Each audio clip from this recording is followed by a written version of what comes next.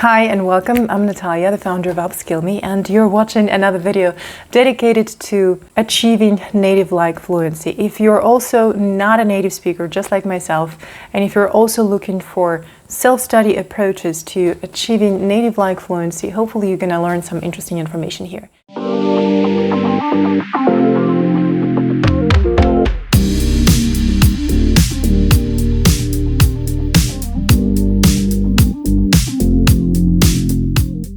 Today I want to talk about sharp focus and concentration, the two necessary requirements to drastically improving your results when you practice English on your own. If you're watching this channel, you probably are looking for ways to improve your English skills, and probably you are already a student on my platform, or probably you're using another system to help you advance your communication skills in English. Because I usually create my programs, not usually, I do create my programs for people who are already advanced or upper intermediate, or people who feel that they're stuck. They have achieved a certain level, and any new course, any new certificate, any new language challenge feels like something they have already done before. It's repetition of what they have learned previously. It's about grammar and vocabulary again. It's participation in speaking clubs again, but it doesn't really get them where they need to be. If you deliberately invest in practicing your English skills, you must have a practice routine. And maybe you learn English for fun, maybe you need it for work, maybe you want to teach your kids, I don't really know. Maybe you are a language teacher yourself. But in any case, I think you have some practice routine. Because without deliberate practice, it simply doesn't work. If you simply invest in mindless, mechanic repetition of what you already know, it doesn't really get you far. And many people say, oh, I've been watching movies without subtitles, I've been reading books, I've been participating in discussions, I've been an active member of this and that community devoted to learning a language. And it feels like they do have a routine, but in fact, they repeat what they already know, and they repeat what they already can do, and there is no room for iteration, because repetition is different from iteration. When you iterate, it means every time there's new data, and you use this new data to arrive at a different result, at a new result. This new data may be the feedback that you received from your coach, your own revelation. Maybe you heard your own mistakes. Maybe you're working with a different text. Maybe the focus has changed, your focus has changed. It seems like you're doing the same thing over and over again, but in fact, you are not doing the same thing every time you arrive at a new result. I have a separate video on my channel on what your daily practice routine may look like. That's an example of what I would do. But again, my practice routine also changes depending on my focus, depending on how I feel today, depending on the content I want to work with today. It depends on many factors, but that video may give you an idea of what deliberate practice routine may look like if your goal is to continuously improve your language skills. When you sit down to do something to improve your English skills, we need focus, we need sharp focus. And many students that I talk to, actually I'm making this video in response to what so many students tell me. So many students have this habit of achieving excellence. It's probably something they are required at work. Maybe it comes from the books they have read. Maybe it's just in the air, and this culture of excellence and high performance and everything is just in the air. But a lot of students think that the more they do, the better. The quantity, the number of minutes that you spend doing something does not always correlate with the quality of the result that you're getting. This is important to understand. So when you want to do more, just for the sake of doing more, you end up in a situation where you promise yourself to spend at least an hour a day learning English or doing something to improve your English. And you end up feeling miserable because you cannot find that hour every single day. Another thing is that students tell themselves, okay, it's not enough to do one exercise. I'm not an elementary level student anymore. I'm not 5. I'm more than that. I'm better than that. So I should do at least 3 exercises. It's worthless to work with 1 paragraph only, so I'll do 5. And again, they end up over-promising and under-delivering. They end up doing a lot, but feeling miserable and feeling like they haven't accomplished anything. My tip usually here is to reduce the load of work. You are not less of a person and you're not a worse student if you choose to do less. And I don't do so much myself. I have never done it myself. I've never sat down, I can't remember a day when I would sit at my desk and leave it 8 hours later. And all these 8 hours, I was doing something to improve my English. I can't remember spending so much time improving my English skills or doing my homework. I just can't, because it was never the case. And maybe it's just in my nature, but I cannot do tasks and exercises in one sitting. I need a break. I do something for 20 minutes, then I need a break, then I can do something for 1 hour, then I need a break, and I need to change the location, and probably I need a sip of coffee, but I can't really do large amounts of work in one sitting, especially if this is creative work. Unless I do research, and when I do research, I can spend all day reading and absorbing and analyzing information, and I really do not notice how the time flies. But when I need to do creative work, I can't spend 2 hours straight at my desk. I need to move. Now, when it comes to your practice routine, your deliberate practice routine, let's say your focus of the week, and this is how I like to structure my practice routine. I want to focus on pronunciation this week, or I want to practice on clarity this month, and I will choose the exercises that will serve the purpose, the exercises that will help me develop better clarity, the exercises that will help me improve my pronunciation and my enunciation. So I will do the exercises that will help me sound better in English. What is important here is not to do more.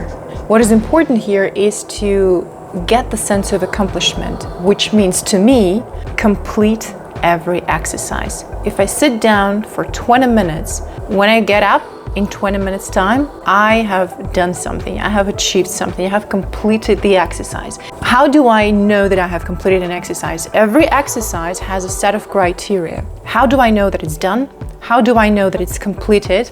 How do I know that I've done good work? I have a set of criteria and I check off the boxes when, as I go through the exercise. And in order to arrive at such results, you need, and I need, a very sharp focus of attention. If you watch the entire movie in English, with or without subtitles, it doesn't really matter. If you use the entire movie, which is 2 or 3 hours long, to practice your English skills, you will lose the focus of attention. It's just not possible to keep your concentration levels so high for a very long period of time. We are able to hold a very sharp focus of attention for a very limited amount of time, and you need to know what this amount of time is for you.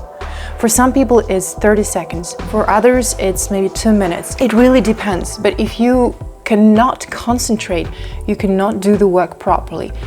And our brain, I think, is wired in such a way that we cannot hold our focus of attention for a long period of time. We can concentrate for a short, limited amount of time, and then our attention starts drifting away. And it is normal that our attention starts drifting away. If you notice that your thoughts start floating in the other direction, simply come back to where you were. But you can't do this all the time throughout the movie, which is 3 hours long. Sharp focus is very important. If you keep your focus sharp, you can really pay attention to every word that native speakers say. You can really read and understand every word and every sentence in a paragraph that you're working with. You can really pay attention to every word and every sentence that you write, because sometimes you do writing exercises. And you can really listen to the words, the intonations, the idioms, the phrasal verbs that native speakers use, because you know that the time is limited.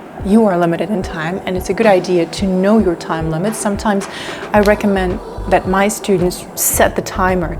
You know that you can concentrate for 20 minutes, and this is how much you can afford today to practice your English skills.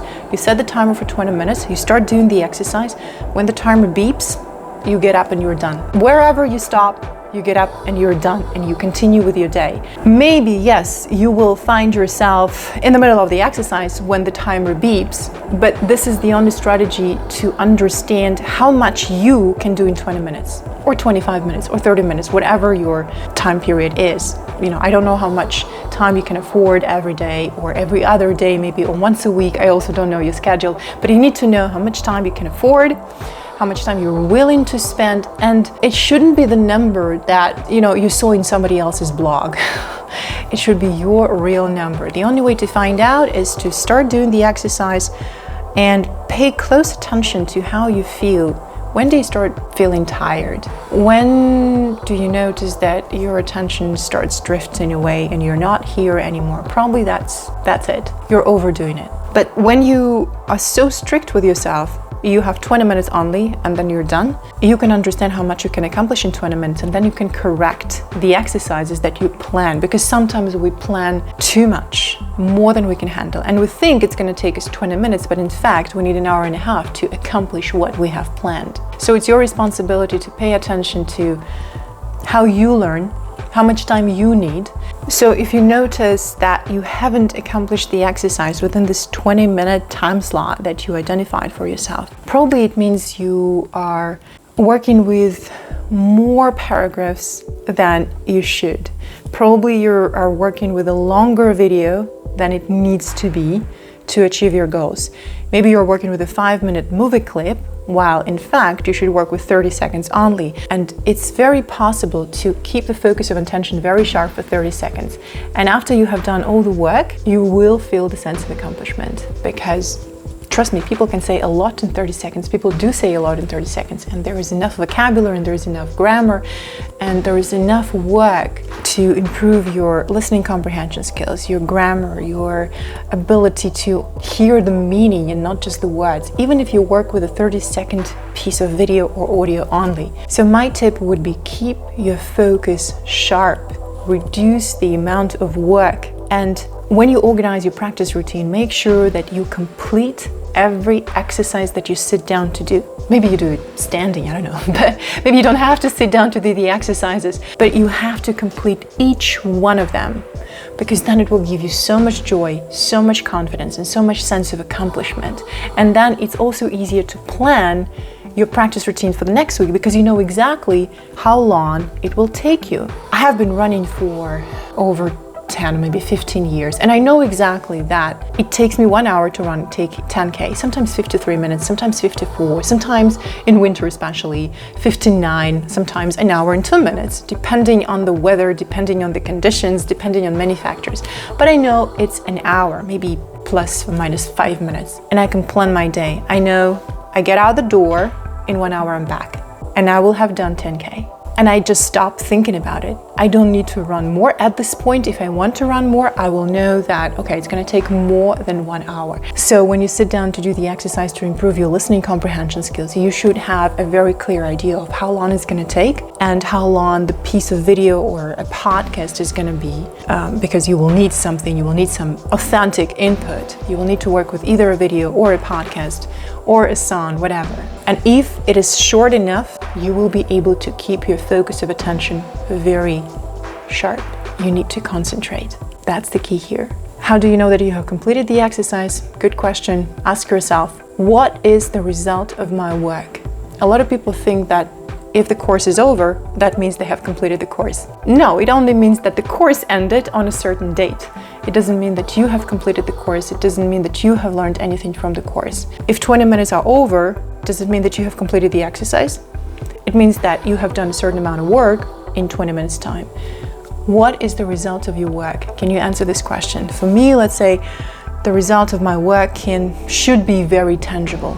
I have recorded my voice and I have a recording which is 2 minutes long. That's the result of my work, something tangible. I have a paragraph in front of me that I have written myself. That's a tangible result of my work. Or I sent my work to my coach and I received feedback from my coach. That's a tangible result of my work. So I don't stop until I work with this feedback and understand how I need to improve my writing or my speaking. What is the result of your work? How do you know that you have completed the exercise?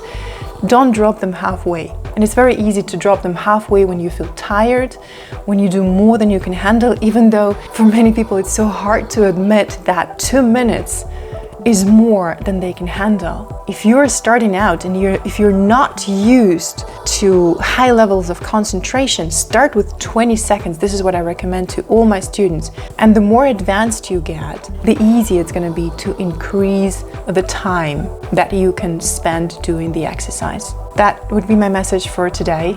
I hope it makes sense. If you have any questions, or if you have good examples of what practice routine may look like, please share them in the comments, because we can all help one another. We are all looking for better ways to improve our communication skills. If you have good advice, if you have something to share, please share in the comments.